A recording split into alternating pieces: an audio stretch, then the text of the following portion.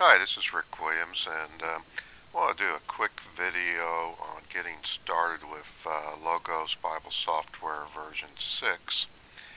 And we'll begin with the typical opening screen that you'll see when you start up Logos after downloading it. And if this is your first time going with Logos, you'll notice that after it downloads, it goes through an extended indexing period where the software is indexing all the keywords and all the resources that you have. So the bigger the package that you buy, the longer this is going to take. The payback for sitting there and watching this thing index, possibly for hours, is that when you're using Logos, it'll very quickly be able to search completely through your library and find key things that you're looking for. So it's kind of a pain to begin with, but it really pays the benefits in the long run. Now, normally when you start up Logos, it'll go to what's called the home screen, and this is an example of what the home screen looks like. You do have quite a bit of control over this, so very briefly, you can go up to this little gear icon, click on it, and you'll notice two things. There's a bunch of selections for sidebar, and the sidebar appears over on the left side about where this video is and runs the entire height of your window. And I have it closed right now. I have a prayer list that actually runs in there, and it's confidential, so I don't have it up for everybody to see. And then on the right side, content, you have all these different, if you will, downloads or feeds that you can ask Logos every time you start it up, and it goes up to Logos, and it'll download all these things each time you open it.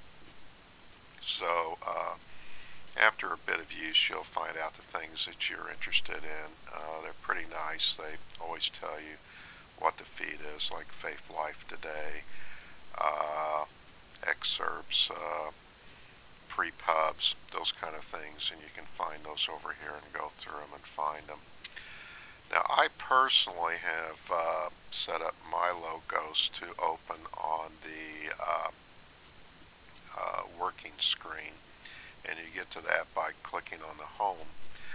Mine's closed right now, but first thing you'll probably want to take a look at, even before you get going too far here, is to not click on the search, sorry, my mistake, but click on Tools and go down to Program Settings, which are under the Utilities.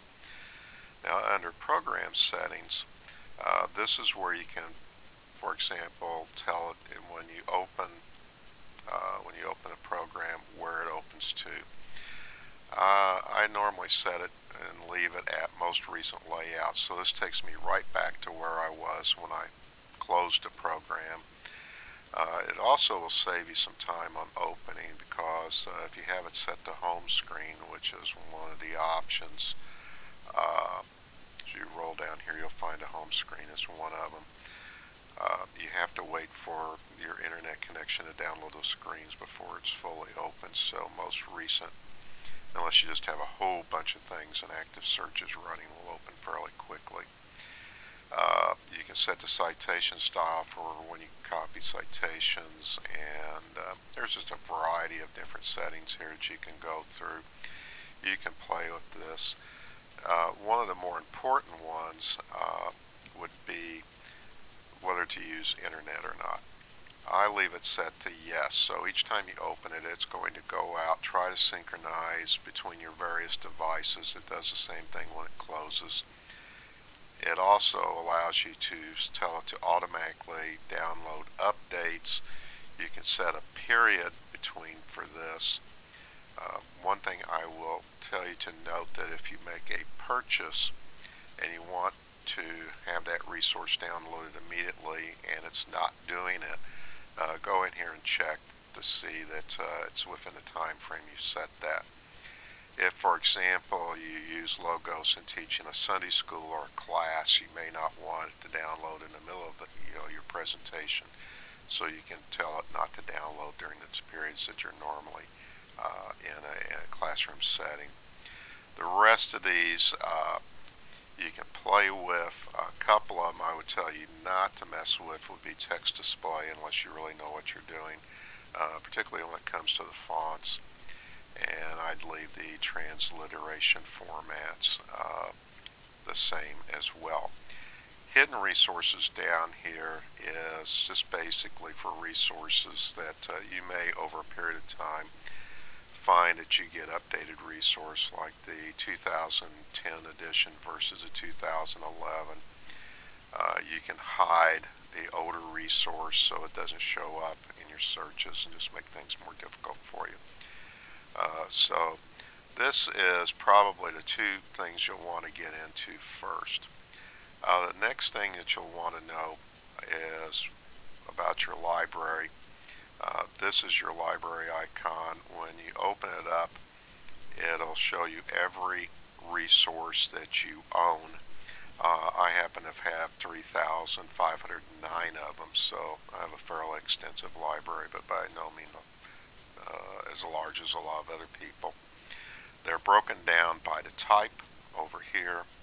So, for example, if you want to know how many Bibles you have, I have 222 of them.